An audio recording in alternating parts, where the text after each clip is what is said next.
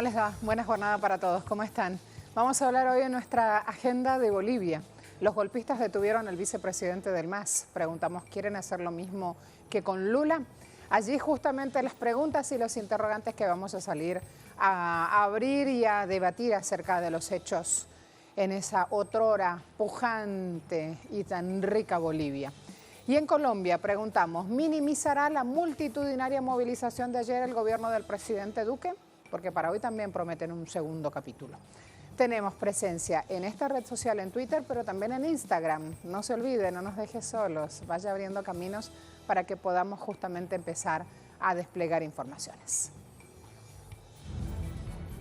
Continúa la resistencia popular del pueblo boliviano con diversas denuncias contra el gobierno golpista. Crisis democrática e institucional en el país andino ha dejado diversas grietas en torno a la política represiva de las Fuerzas Armadas, que jugaron su carta más crítica tras el golpe de Estado contra Evo Morales. Las designaciones de nuevas autoridades legislativas y en consiguiente los desacuerdos en el establecimiento de una agenda electoral causan mella a lo interno del gobierno de facto que pide la convocatoria de elecciones presidenciales. Ante esa situación, se acelera la presión económica de grupos transnacionales que continúan a la espera de la extracción de los recursos naturales.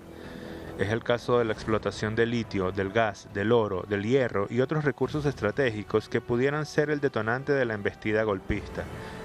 Es por ello que el pueblo boliviano sigue movilizado en rechazo al saqueo capitalista y que se extiende a la exigencia de que la renuncia de Jeanine Áñez y el cese de la cacería contra el movimiento indigenista y el pueblo boliviano. Esta mañana en Agenda Abierta analizaremos cómo se va configurando el interés oculto del golpe de Estado contra el presidente Evo Morales, que desencadenó el desmontaje de un país estable a nivel económico, político y cultural. Estábamos viendo red social Twitter. Allí el presidente Evo Morales denunció lo siguiente. A los movimientos sociales que luchan por la vida y la democracia, la Fiscalía les inicia investigaciones de oficio, con montajes, pruebas sembradas y grabaciones manipuladas. Pero para 30 hermanos asesinados en Bolivia a bala no hay investigación, responsables o detenidos. Allí planteado entonces esta cuestión al mundo. Telesur dice censura mediática en Bolivia, persecución y amenazas a medios. La directora Patricia Villegas denunció este jueves la salida del aire de nuestro canal por la empresa de telecomunicaciones boliviana Entel, lo que consideró un nuevo acto de censura. Inicialmente, funcionarios del gobierno de facto amenazaron a periodistas locales y extranjeros. Varios medios internacionales presentes en Bolivia reclamaron y denunciaron estas amenazas y persecuciones en su contra. Además, New Front dice el golpe de Estado en Bolivia se debió a la ambición del litio y la OEA y Almagro fueron cómplices, citando la voz de Evo Morales, quien manifestó que la OEA jugó un papel clave en su deposición y que las enormes reservas de litio han estimulado el golpe. Continuó Evo, el plan golpista tenía como objetivo instalar un líder de derecha que pudiera abrir esas reservas de litio, algunas de las más grandes del mundo, y se buscaba justamente ese beneficio para la población de Bolivia. Ahora que está en otras manos ese litio, ya se sabe que va a una transnacional. Morales había planeado nacionalizar justamente la extracción de este insumo para asegurar futuro económico para todo el país. Allí citada la publicación, me cambio y voy a mostrarles el comercio. Una gran marcha con ataúdes termina en nube de gas lacrimógeno en La Paz. Ataúdes dejados en medio de la calle con la gente corriendo, huyendo despavorida mientras policías lanzaban lacrimógenas. Fue la triste imagen en la que acabó el jueves esta multitudinaria marcha que había llegado de forma tranquila a La Paz. El núcleo de esta gran procesión, conformada por decenas de miles de personas, fueron los ataúdes colocados en los techos de los vehículos, una manifestación en parte funeral y en parte protesta contra el gobierno de facto de Jeanine Áñez. Allí entonces las imágenes para ir mostrándoles lo que ocurre, los hechos que van sucediendo en Bolivia. Vamos al punto, vamos a la cuestión económica netamente. Aquí hay un proyecto de desarrollo integral. Esto es en un lugar precioso de nuestro planeta, el Salar del Uyuni. 90% del litio del planeta está ubicado aquí. Lo leyeron bien, lo están oyendo bien. 90% del litio del planeta. Así, lo que tiene un celular, las baterías, todo lo que viene para el auto eléctrico en una nueva era supuestamente del transporte locomotor, porque justamente se va dejando o se busca dejar desde distintos gobiernos del mundo el petróleo como insumo básico para pasar a trabajar con la electricidad. Bueno, para trabajar con eso necesitan baterías. Las baterías usan este insumo, litio. Por lo tanto, cuando decimos que detrás del golpe y teniendo Bolivia el 90% de las reservas del planeta en su suelo, ahí ya tenemos más ideas de qué pasa. ¿Cuál era el obstáculo? ¿Por qué los golpistas van contra Morales? Porque ese gobierno controla de forma soberana el recurso de acuerdo a los intereses de toda la nación. Por eso en el año 2008, miren, hace cuánto tiempo, se decide justamente durante un mandato del MAS, del Movimiento al Socialismo, esta nacionalización del litio.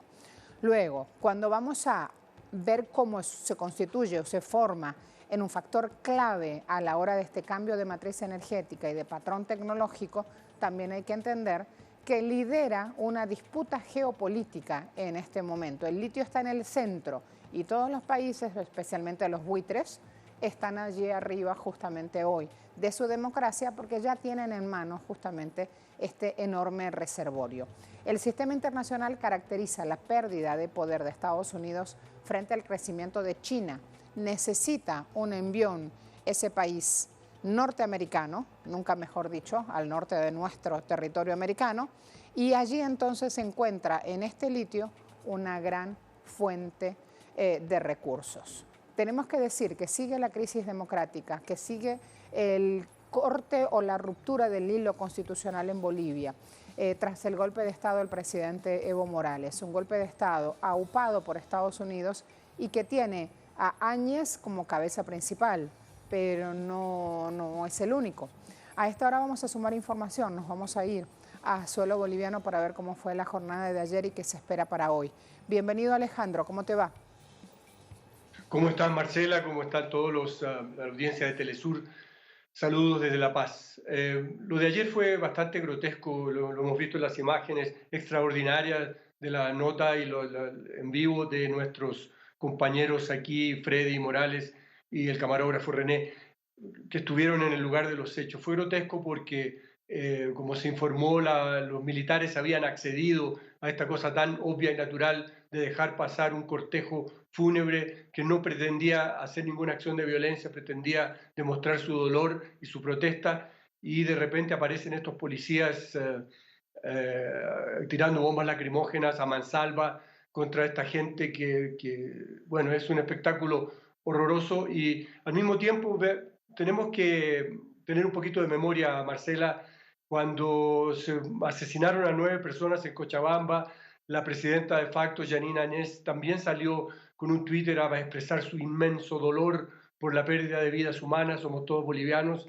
Y ayer hizo lo mismo con un videíto donde dice exactamente lo mismo. Entonces aquí vemos cursos paralelos, dobles discursos, mientras se hace este discurso democrático y abierto de la necesidad de nuevas elecciones, un gobierno transitorio que solo tiene 3 meses, que no pretende cambiar nada, y al mismo tiempo vemos que el golpe sigue su curso. Por ejemplo, hoy se anunció que el fiscal general de Bolivia actuó de oficio contra el presidente Evo Morales por este supuesto video de esta conversación rara que vimos ayer denunciada por el ministro del Interior, del presidente Morales hablando con un dirigente, un narcotraficante. No se ve a nadie, ni al presidente ni al narcotraficante, y solo se escuchan unas voces. Y con eso ya el fiscal cree necesario abrir una investigación de oficio por sedición, y también ha permitido que la canciller de facto ponga una demanda, una protesta formal contra México por las opiniones del presidente Evo Morales. Al mismo tiempo, el vicepresidente del MAS fue arrestado ayer por andar en un auto que se dice sospechoso y también está preso. Se emitió orden de arresto contra la exministra de Cultura por unas bombas Molotov encontradas en una dependencia del ministerio, y así vemos que se está judicializando. En Cochabamba se ha abierto un proceso contra 10 dirigentes sociales y del MAS. En otros lugares también por abandono de cargo se hacen procesos judiciales. Es decir, esto avanza en un sentido de ir neutralizando las fuerzas políticas que pudieran oponerse con fuerza a este grupo que está dirigiendo este golpe de Estado y que obtuvo 4%. No hay que olvidarse de eso. El grupo que dirige hoy obtuvo 4% en las elecciones de octubre, porque no está presente Carlos Mesa, que tuvo cerca del 30%, y mucho menos el MAS, que, digamos, aceptando todas las reclamos que ha habido contra las elecciones, no tiene menos de 45% del voto. Vemos entonces este panorama. Hoy la Asamblea Legislativa, el Senado, debe concluir un proyecto de acuerdo de ley para la convocatoria de elecciones y un nuevo Tribunal Supremo Electoral, en medio de muchos debates, puesto que esto implicaría el reconocimiento por parte de la Asamblea Legislativa del gobierno de facto de Yanine Áñez para organizar y dirigir este proceso electoral que se debe hacer dentro de un plazo muy breve. El periodo constitucional termina el 22 de enero, es decir, en 2 meses más. Por eso que la situación está totalmente inestable. Telesur, como ustedes lo informaron, ha sido ya sacada de la grilla del proveedor estatal Entel, en un acto que obviamente es censura y que se une a estas acusaciones de sedición, de acoso que nos han lanzado y que conforma un panorama muy duro para la libertad de expresión y el derecho de la comunicación aquí en Bolivia, Marcela. Muchas gracias. De inmediato me voy a ir a abrir el capítulo de análisis justamente sobre este tema. Luego de oírte, luego de ver esas imágenes, se viene el momento en el cual vamos a reflexionar sobre esto. Hugo Siles nos acompaña. Bienvenido, analista político. ¿Cómo te va, Hugo? Buenos días, Marcela. Muchas gracias por la invitación. Un saludo a Telesur. Gracias. Telesur, que desde ayer mismo ya no se ve en Bolivia. Estamos hablando de la judicialización de cualquier persona que parezca opositora a la decisión del gobierno de facto en Bolivia y censura a la prensa, un panorama muy duro para la nación boliviana, Hugo. Sí, Marcela, lamentablemente ya no podemos verte ahora en esta entrevista en Telesur. Seguramente lo haremos o lo seguiremos por las redes sociales. Pero sí, hay una inminente persecución tanto a dirigentes del MAS como a ex autoridades.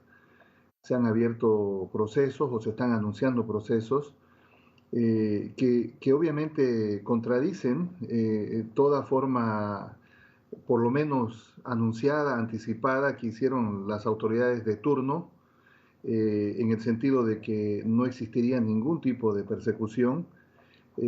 Se hacen amenazas, se hacen allanamientos, se hacen arrestos. Ayer lo sucedido con el vicepresidente del MAS, arrestado como sospechoso de no sabemos qué todavía.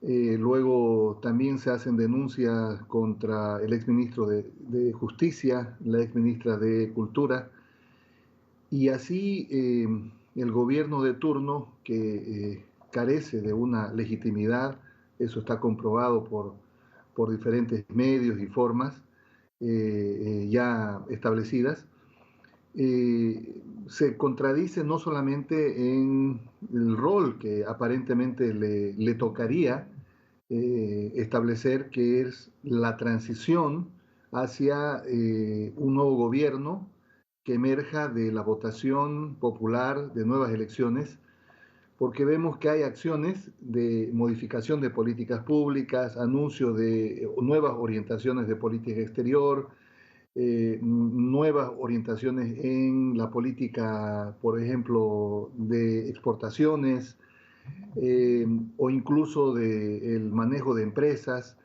Entonces estamos viendo que el gobierno actual aparentemente no pretendería entregar el poder en el 22 de enero próximo, sino estaría pensando en una prórroga, obviamente en un contexto absolutamente inconstitucional. Pero estas cosas estamos viendo de manera muy desordenada. Vemos que hay apresamientos, detenciones de ex autoridades. Vemos que el discurso en los medios es restrictivo, es de censura.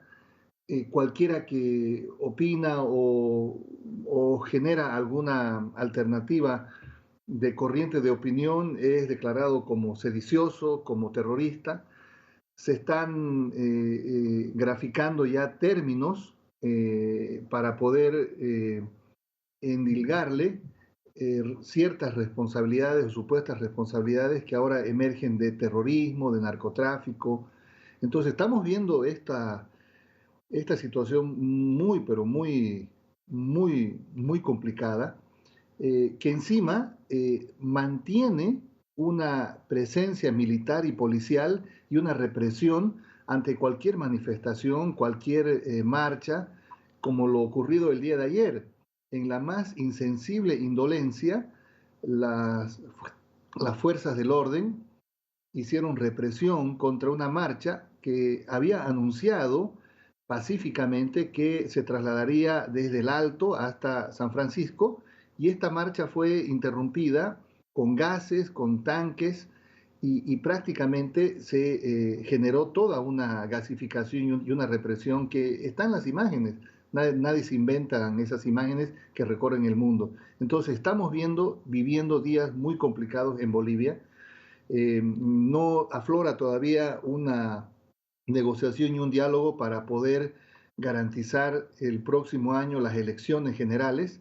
Todavía la Asamblea, reunida en una comisión de constitución, no establece los términos, y todo parece indicar de que día que pasa se judicializa más la persecución hacia ex autoridades del MAS, y también se sigue la represión, se siguen contabilizando las muertes en Bolivia. Esto nos lleva a un callejón sin salida que definitivamente es preocupante, y que el mundo, ya ahora restringido también por algunas cadenas internacionales de comunicación, solamente a través de las redes puede ver, porque es difícil en los medios locales y nacionales poder observar todo lo que pasa realmente en Bolivia. Los medios de comunicación en Bolivia, lamentablemente, están haciendo uso de una comunicación más parcializada, oficial del Estado, y no reflejan estos violentos escenarios de represión o de persecución que se están dando en el país. Sabes que nosotros preguntamos en Twitter, Hugo, luego de la detención del vicepresidente del MAS, si en Bolivia quieren hacer lo mismo que hicieron con Lula en Brasil. Y 84% de las personas que respondieron a este interrogante dice sí.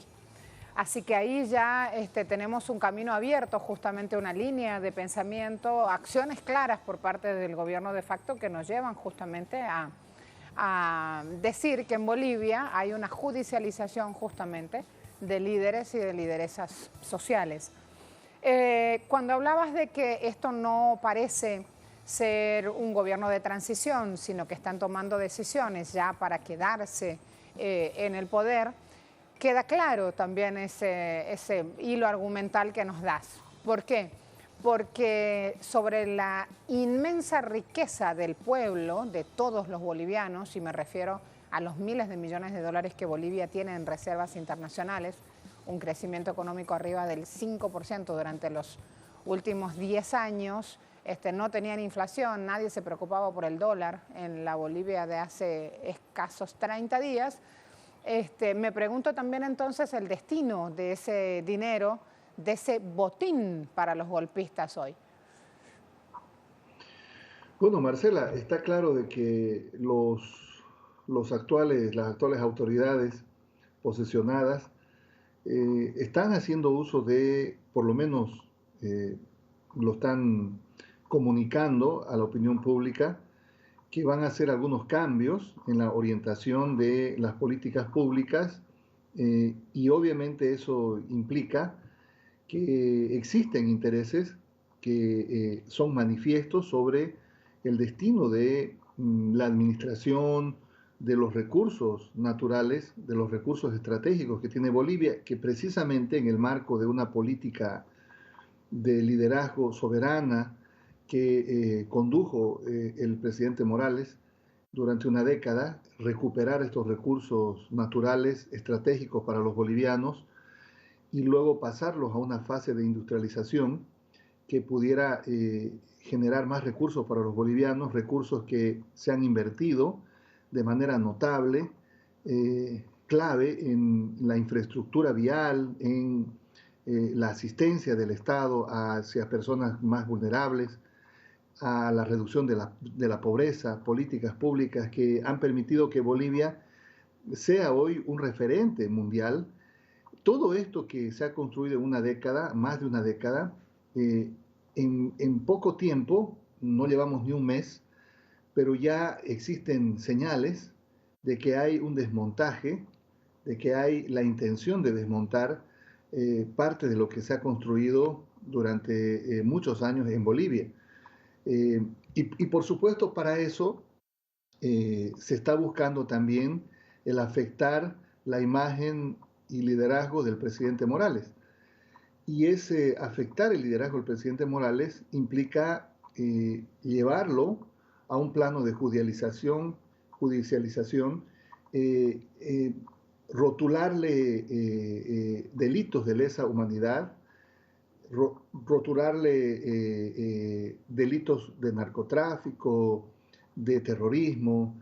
Ese montaje de un audio, es evidente que la búsqueda de este gobierno es de desmontar todo lo que se ha construido en una década, pero principalmente empezando por la figura, la imagen y el liderazgo del presidente Morales.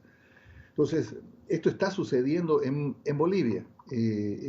No son un gobierno de transición, son un gobierno que está trabajando precisamente para poder quedarse, seguramente en la proyección del próximo gobierno que la oposición quiere instalar, ahora oficialismo, y lo está haciendo precisamente a partir de todas estas acciones que está dirigiendo en Bolivia. Es lamentable porque dicen una cosa, por lo menos en los medios de comunicación locales, nacionales, pero hacen otra y están generando toda una indisposición social que finalmente se manifiesta en las calles, se levanta en diferentes localidades, pero la indolencia y la insensibilidad por las bajas de estas personas que luego son reprimidas, pareciera que ya no significan más que números,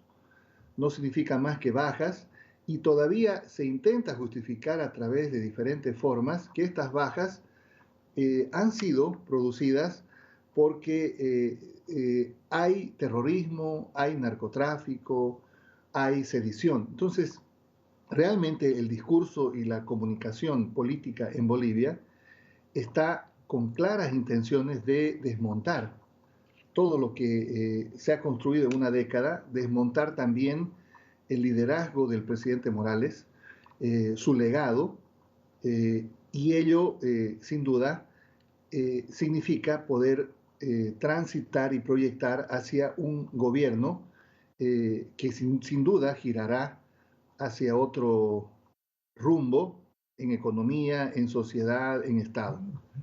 Eso es lo que por lo menos deja ver las acciones en un gobierno que no lleva ni siquiera medio mes de funcionamiento, pero que ya tiene más de 30 muertos y sin duda ha dado señales de cambios estructurales, por lo menos en las líneas claves de la economía, de la administración de las empresas públicas del Estado, de la política exterior, y que también ha incorporado la inminente judicialización y persecución política a ex autoridades del MAS del gobierno del presidente Morales.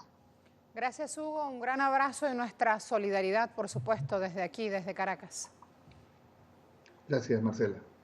Hugo Siles con nosotros, experto en política internacional, un hombre que ha hecho justamente la mayor parte de su tarea catedrática, inclusive, trabajando a favor del bienestar y de la justicia social desde cada lugar desde donde se ha plantado, Hugo. Fíjense que cuando ya leímos las respuestas a la pregunta en Twitter, ahí tienen ustedes la posibilidad de seguir participando y respondiendo. Cuando fui a ver las respuestas, Brian nos escribe que en Bolivia están callando a todo aquel que hable la verdad sobre la masacre en Sencata. Estamos en una verdadera dictadura en Bolivia. Eso es lo que dice allí, es una de nuestras respuestas justamente. Él escribió un poquito más, es una de las respuestas a nuestro interrogante. Momento de ir a la pausa. Hoy es el día de Santa Cecilia, por lo tanto es el día del músico. A todos un abrazo enorme. No todo es música comercial, también están de los nuestros que con una buena estrofa, con una buena melodía, con un buen trino, nos recuerdan la importancia de crear entre todos un mundo mejor. Allí quien desde hace muchos años trajinaba esa senda revolucionaria era Ali Primera. Hoy entonces de él me acuerdo cuando voy a mencionar esta conmemoración. Feliz día a todos los músicos. Pausa rápida.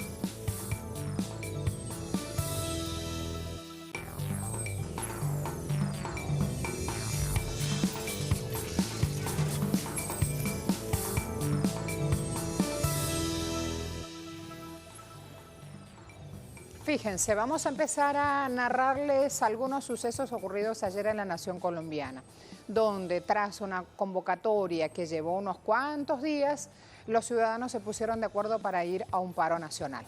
Es así entonces que tenemos el reporte número 4 con 230 casos de retenciones a ciudadanos y ciudadanas luego de esa jornada de manifestación cívica y 24 policías heridos. Todo esto día 21 de noviembre. En la localidad de Suba de Bogotá se han presentado alteraciones al orden público durante más de 14 horas, donde la intervención policial no ha sido efectiva ni ha sido proporcional a los hechos afectando derechos ciudadanos. Defensores de derechos humanos fueron rodeados por la Policía Nacional, colocando en riesgo su integridad. Informan también que hay estudiantes de la Universidad Nacional retenidos dentro de las instalaciones de esta, en razón a la presencia de la fuerza pública que no garantiza derechos de los estudiantes. Todo esto pasaba acá, boletín informativo levanta justamente todo este tipo de datos. Miren esto, presten atención. El guardia de la Universidad de los Andes me pide que me la lleve o le volverán a pegar. La mujer está aquí en mi apartamento y no sé qué hacer con ella. Tiene heridas en la cabeza, las piernas y hematomas por todo el cuerpo. Ese es el video que justamente están viendo allí ustedes. Una lástima no poder tener el audio completo entonces para conocer y que ustedes no crean que hay algún tipo de manipulación, para conocer de cerca lo que se está diciendo y lo que allí pasa.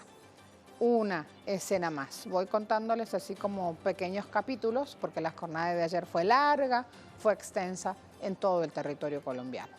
Blue Radio dice se levanta el toque de queda en Cali y la ciudad trata de regresar a la normalidad.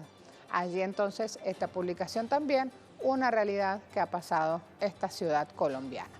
Y El Espectador dice nuevo cacerolazo convocado para este viernes en las plazas principales del país. ¿Por qué hablan del cacerolazo? Porque anoche justamente ya en distintas ciudades del país, un hecho calificado como histórico, se dio justamente un gran cacerolazo. Hoy justamente tienen planteado otro entorno, una repetición justamente de esa acción.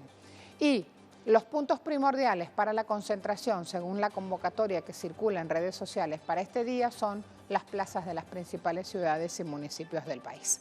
Así se dieron los hechos. En respuesta a la masiva y pacífica protesta en el marco del paro nacional convocado por más de 500 organizaciones sociales, el presidente Iván Duque ordenó el despliegue de las Fuerzas Armadas para reprimir las protestas. continuando así su campaña de estigmatización contra el pueblo, que exige el cese de las políticas económicas neoliberales y garantías para la protección de la vida. Los hechos sucedidos con posterioridad a la marcha son vandalismo puro y no obedecen a una expresión de la voluntad popular ni serán legitimados por el derecho a la protesta. No permitiremos saqueos ni atentados contra la propiedad privada y vamos a aplicarles todo el peso de la ley. Quiero reconocer el trabajo conjunto de nuestra fuerza pública con los alcaldes y gobernadores y también con todas las autoridades a lo largo y ancho del país para garantizar el orden público. Tras los anuncios del presidente Iván Duque y el toque de queda instaurado en algunas ciudades, el pueblo colombiano respondió con un cacerolazo a nivel nacional para exigir equidad, futuro y vida para esta generación de colombianos y la venidera.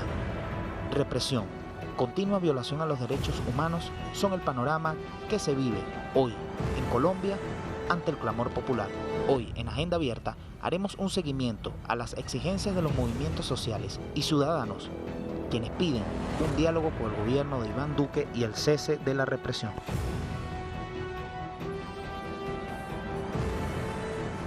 Hernán Tovar, en este momento corresponsal de Telesur en Bogotá, nos cuenta más de este hecho, lo que se espera para hoy y lo que pasó ayer, sobre todo en la noche. Hernán, ¿cómo te va? Marcela, un saludo para ti y para todos los teleaudientes que nos ven a través de las pantallas de Telesur. La jornada en la mañana fue un éxito rotundo, casi que histórico podríamos denominar. Sectores de los ambientalistas, de los trabajadores, de los estudiantes, la ciudadanía en común se manifestó en relación a la política de guerra que tiene este Estado y la poca capacidad de diálogo que tiene con los diferentes sectores a nivel nacional. Desde el no al fracking, por ejemplo, la gente se manifestaba para que salieran las multinacionales del país, la gente protestaba para que hubiera o haya recursos para la educación. Distintas fueron las motivaciones de esta gran marcha que a nivel nacional se dio. Ya en las horas de la tarde, y eso se cuestiona, se preguntan muchos de los sectores sociales y de los que motivaron el paro de quién es el que genera esa actividad violenta. Esta mañana escuchábamos al representante de los maestros y decía que todo transcurrió en total normalidad hasta que un grupo de violentos que no se ha determinado de qué sector son o quiénes son, comenzó a vandalizar y comenzó a, digamos, a destruir la comunidad la comunión que se veía en el paro. Inclusive denunciaron algunos sectores en algunas partes de Bogotá particularmente que encontraron policías infiltrados en las marchas que estaban incitando a la zozobra y a la violencia. Por eso se cuestionaba pues de dónde vienen estos desmanes y estas afectaciones a algunos sectores de comercio, cajeros automáticos, por lo menos aquí en la ciudad de Bogotá. En otras ciudades se dictaminó el toque de queda, dada la, digamos, violencia que se vivía en esta ciudad, sobre todo en Cali y en otras ciudades del país. Hay que decir también que en esta jornada estuvo marcada en las horas de la noche por el exceso de fuerza y la violencia policial. Varias denuncias hay en relación a desmanes por parte de la fuerza pública contra transeúntes. Una vez disuelta la marcha y una vez disuelta, digamos, por lo menos lo que tiene que ver con el sector de la Plaza de Bolívar, nosotros dimos cuenta de cómo la policía y el Escuadrón Móvil Antidisturbios arremetía contra los caminantes que se encontraban alrededor de la Plaza de Bolívar, disolviendo la manifestación, que fue algo de lo que pasó en la Plaza de Bolívar. Se presentaron algunas afectaciones en los alrededores de la Plaza de Bolívar y esto generó pues toda una desbandada de la Policía Nacional lanzando gases lacrimógenos, bombas aturdidoras, y fuimos testigos de, en un recorrido que hicimos después ya desde la Plaza Bolívar hasta el Parque Nacional, ya de retorno de las horas de la noche, de policías infiltrados en las calles, supuestamente cuidando, verificando la seguridad, pero estaban de civil. Y esto pues fue un lunar de la jornada. Como te decía, el presidente de FECODE arguía pues que había policías infiltrados que querían desestabilizar la marcha pacífica y social, que a la final se dio. Hay muchas denuncias de las organizaciones de derechos humanos en relación a la fuerza desmedida de la policía. Hay una fotografía que está circulando por las redes sociales donde un policía del Escuadrón Móvil Antidisturbios golpea fuertemente a una mujer que pasaba por el sector, iba en su bicicleta y le lanza una patada. También se conoció mucha fuerza desmedida en la Universidad Nacional, en la Universidad de los Andes. También circula por las redes sociales un video donde va caminando una pareja y la policía los arremete fuertemente, golpeando a la mujer de manera brutal. Lo mismo en Manizales, se conoció que los carabineros golpearon fuertemente a un joven que lo condujo de manera inmediata al hospital. El Comité del Paro ha dicho que más o menos alrededor de 11 millones de personas marcharon a nivel nacional en contra de las políticas sociales y económicas de Duque, las políticas retardatarias de este gobierno que están pauperizando la situación laboral de los trabajadores. Solicitan un diálogo directo y lo más pronto posible con el primer mandatario de los colombianos, Iván Duque. Él ayer en una locución dijo que estaba presto a un diálogo, pero esto no se ha dado. Inclusive los maestros han enviado reiteradas cartas al presidente Iván Duque para que sean recibidos y no ha pasado. Los indígenas que ayer marcharon por el genocidio que se está cometiendo contra su población, en lo que va del periodo de gobierno de Iván Duque, van más de 150 líderes indígenas asesinados. El gobierno no las ha escuchado. La reciente masacre en el Cauca, él no fue hasta la zona de Tacuello donde se cometió la masacre. Todo este ambiente es el que rodea la mañana de hoy en Colombia después de las movilizaciones. Y una cosa para decir, Marcela, el alcalde de Bogotá ha decretado la ley seca a partir del mediodía de hoy y hasta el mediodía de mañana, esto por posibles desmanes que se puedan presentar. Recordemos, y hay que hacer claridad, el día de hoy la población en general está convocando a un cacerolazo en la Plaza de Bolívar a las 4 de la tarde, Marcela. Creo que aquí también ya se empieza a medir la fuerza de la movilización social buscando que este tema sea visibilizado en la prensa de todo el mundo, porque las acciones del gobierno nacional apuntan a que esto es vandalismo y que no es una protesta para que tengan justamente los ciudadanos su derecho a la protesta respaldado por parte de autoridades del Estado. Creo que ese es un buen punto para profundizar un poquito más. Hernán. Correcto, Marcela, como tú lo dices. Y mira que los antecedentes o los sucesos que pasaron antes del paro, recordemos, allanamientos, señalamiento, estigmatización. Se hicieron allanamientos a colectivos culturales, colectivos artísticos, acusándolos de terroristas y buscando explosivos que no encontraron.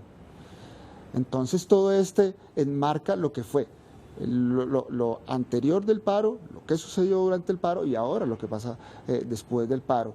Definitivamente, y claro, eso es lo que hacen referencia a los medios de comunicación. La esencia de la movilización se toca, pero no en la profundidad que sí se toca con relación al tema de las afectaciones y el vandalismo. Pero como te digo, las organizaciones sociales de derechos humanos, los convocantes del paro, las centrales obreras, dicen, ¿quién está detrás de estos actos vandálicos? ¿Quién está detrás? Porque ellos estuvieron, en el caso de Bogotá, hasta las 4 de la tarde, permanecieron en actos de lucha, haciendo conocer la inconformidad frente a este gobierno, y después se presentaron los actos de vandalismo, que no fueron los profesores, no fueron los maestros, no fueron las centrales obreras, no fueron los estudiantes. ¿Hay alguien interesado y quién es ese alguien en desestabilizar la movilización y la protesta social? Esa es la gran interrogante que hoy se hace en el país en relación al movimiento histórico y la marcha histórica que se dio ayer aquí en Bogotá y a nivel nacional.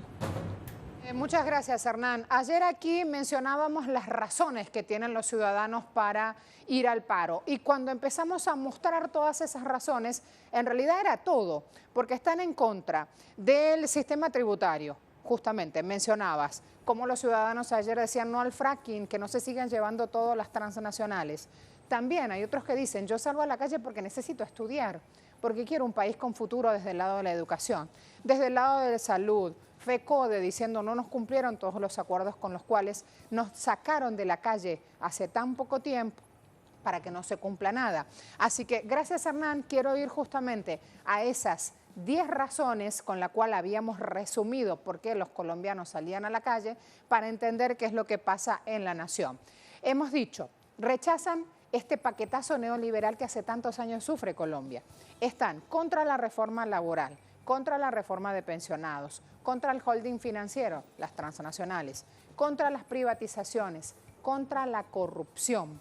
Hablamos también contra un tarifazo nacional, a la manera de Macri, contra esas reformas en el Estado donde unos poquitos se quedan con las utilidades de todos. Exigen un salario mínimo, piden el cumplimiento de los acuerdos de paz, piden la defensa justamente cada vez que protestan y no que los aniquilen como pasó en la jornada de ayer. ¿Vieron cuántas cosas están pidiendo los colombianos? Hace años que piden paz. Ayer salieron a la calle, hoy nuevamente están diciendo vamos a hacer de la calle nuestra trinchera de lucha. Me preparo entonces para ir al análisis, ya nos espera nuestro invitado en este día. Vamos a abrir también ese espacio de debate con Enrique Daza, analista económico internacional. Enrique, buen día.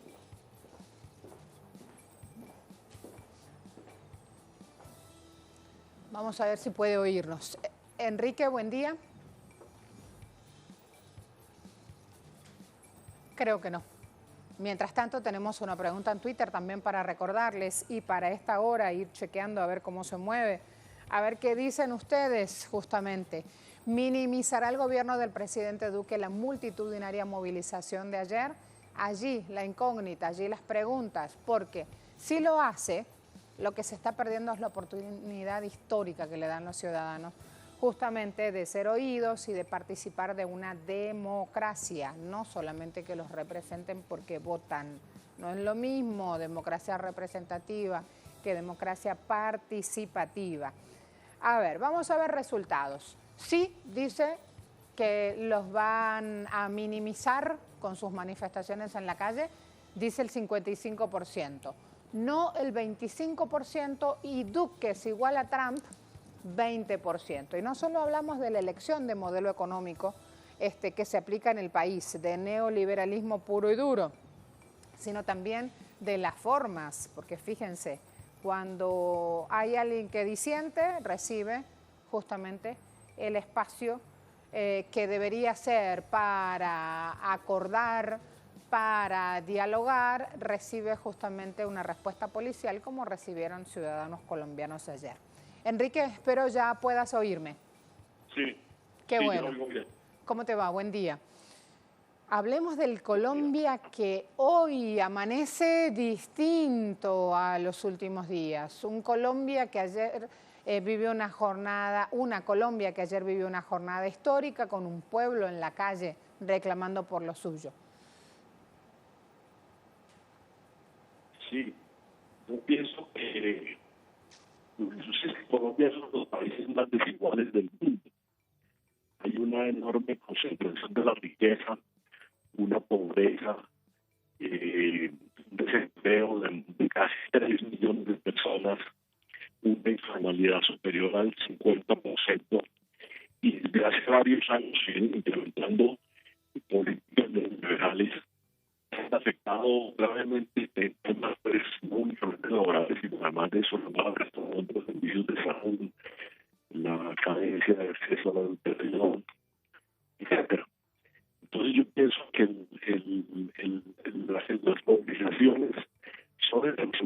se entiende, Sí, vamos bajándole por favor el audio, no se entiende, vamos a tratar de mejorar, a ver si podemos cambiar la ubicación del móvil, si podemos tener un mejor acceso a ese audio, porque de lo contrario pierde tiempo él y nosotros nos desesperamos de aquí tratando de entender lo que dice. Nos está acompañando, o intentamos que nos acompañe, Enrique Daza. En este análisis realmente es mucho para decir y muy importante para acotar lo que ha pasado ayer en Colombia, así que nos interesa de manera especial su palabra.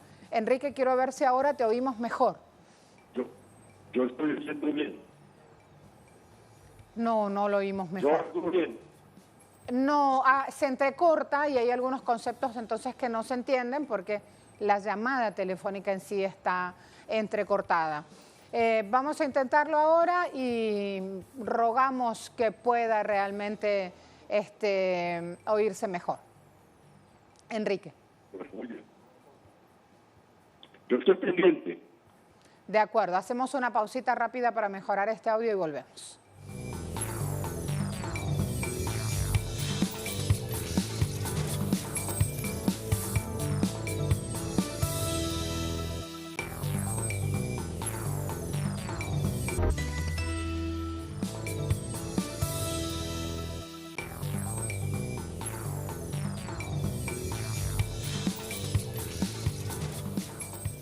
Dejé Colombia y me vengo a Brasil porque el Partido de los Trabajadores está haciendo en Sao Paulo su 7º Congreso Nacional. Del 22 al 24 de noviembre están trabajando allí en ese espacio. Nacho Lemus con los detalles. Cuando quieras, compañero, bienvenido.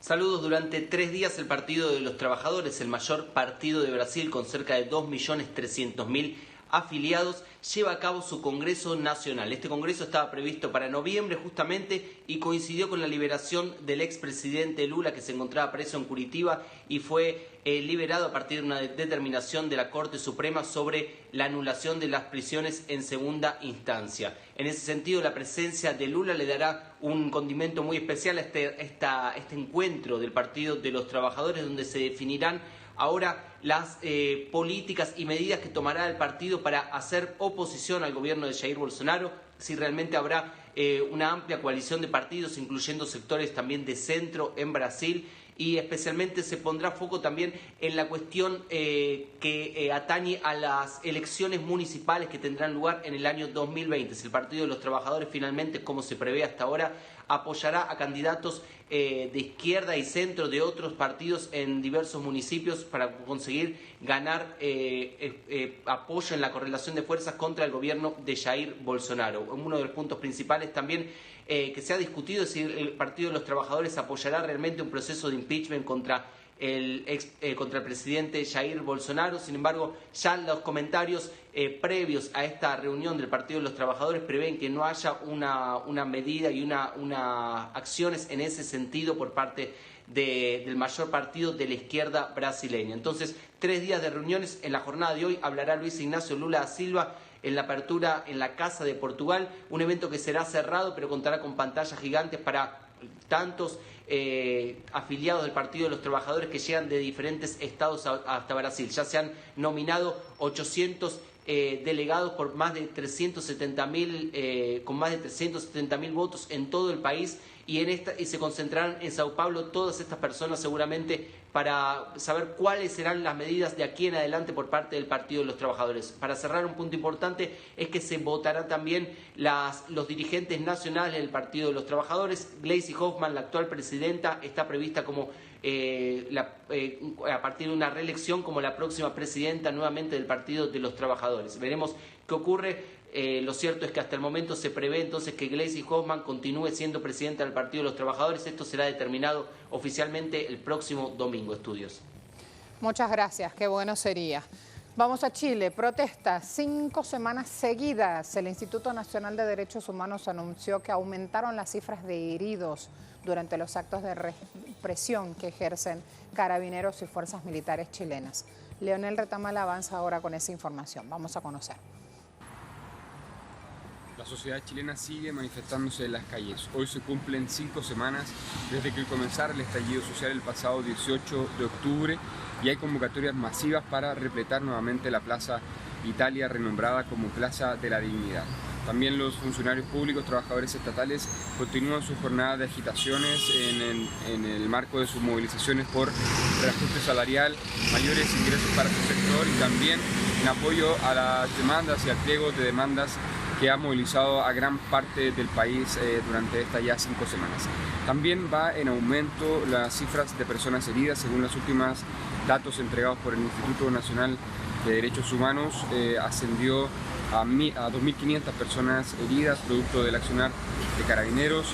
También subió la cifra de personas violentadas sexualmente, 73 casos se contabilizan con desnudamientos, tocaciones o cualquier tipo de agresión sexual, violaciones también. Y preocupa también la cifra entregada el día de ayer de parte de la Sociedad Chilena de Oftalmología, que habla de 283 casos de mutilaciones oculares producto del uso de escopetas antidisturbios.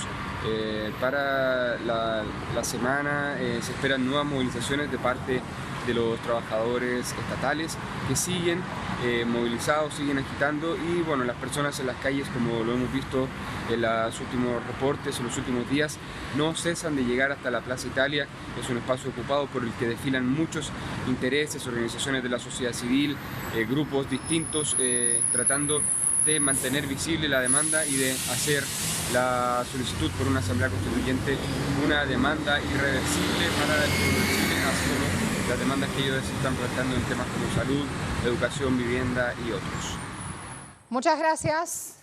Hasta aquí la información. Quiero hacerles un pequeño comentario sobre el final. Todo este grupo de trabajo está muy pendiente de un compañero que en este momento está necesitando una manito porque no tiene buena salud.